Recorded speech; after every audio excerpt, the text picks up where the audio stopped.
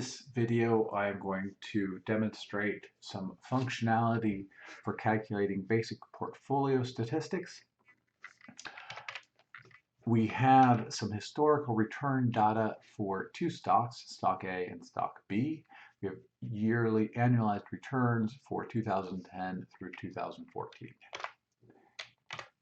To calculate the expected return on a stock, we're simply going to take the average of the returns that we know. So this is average of stock returns is my table. Stock A returns, and that gives me the expected return for stock A. Stock B is average. Stock returns, stock B returns. That gives me my expected return for stock B. Variance, we're going to use the var.s. And if you see, there are really two ways to compute variance, var.s and var.p. var.s is for a sample, var.p is for the population. We almost never have the entire population of possible stock returns, so we are typically going to use var.s. And again, this takes stock returns, stock A returns, and we'll calculate the variance.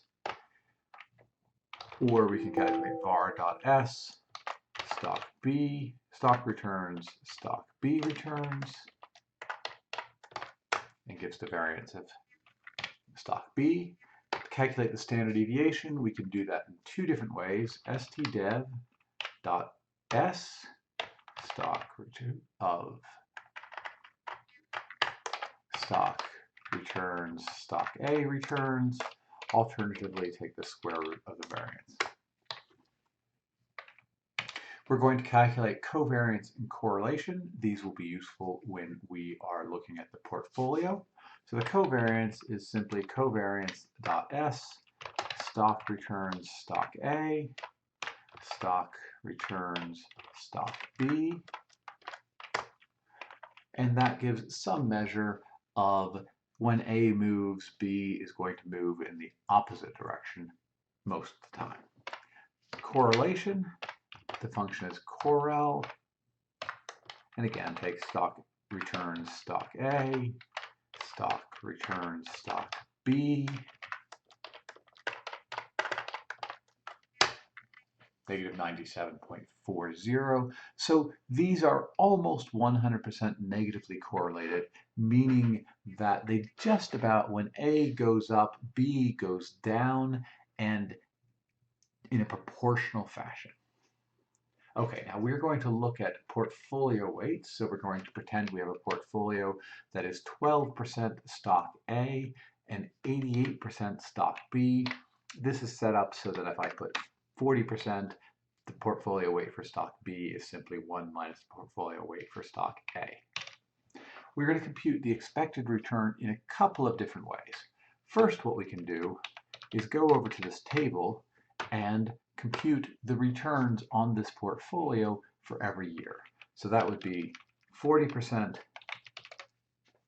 of stock A's return. So we're going to use stock returns, and we're going to use this at key, so at stock A returns, and so that just gives us the stock A returns for 2010, plus B15, which is the portfolio weight for B, times stock returns at stock B returns, and we end up with these returns for each year. So one way to calculate our portfolio expected returns is to simply take the average of port returns, portfolio returns, 12.8332%. Alternatively, this formula on the right, which basically says the average of A times stock X plus B times stock Y is A times stock X's expected return plus B times stock Y's expected return.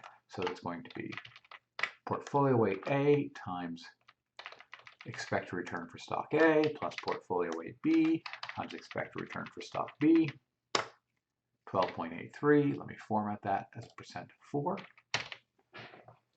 So we get the same answer. And if I change my portfolio weights, I still get the same answer. Variance, we can use var.s of port returns returns. That calculates our variance.